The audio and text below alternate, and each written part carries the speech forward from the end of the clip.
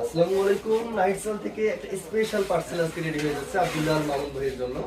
Special কোয়ালিটির রুই মাছ, এটা আজকেরই রুই মাছ।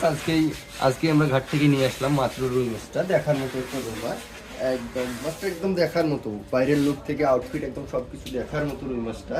আর সঙ্গে যাচ্ছে একটা ফ্রেশ কোয়ালিটির কাতল মাছ, এটা ভাই 13 কেজি চেয়েছিল, কিন্তু আজকে ফ্রেশ মাছটা পাইলাম। ভাই আমাদের প্রিমিয়াম কাস্টমার, আমাকে সেলস থেকে বলা হয়েছিল, যার কারণে একদম ফ্রেশ কোয়ালিটির আজকে ভোরের দিকেই আসা মাছটা প্রায় 16 কেজি প্লাস সামথিং ওজনের মাছটা আর কি। এটা কাতল মাছ, একদম মাছটা দেখার মতো, দেখাই দেখার মতো একটা মাছ।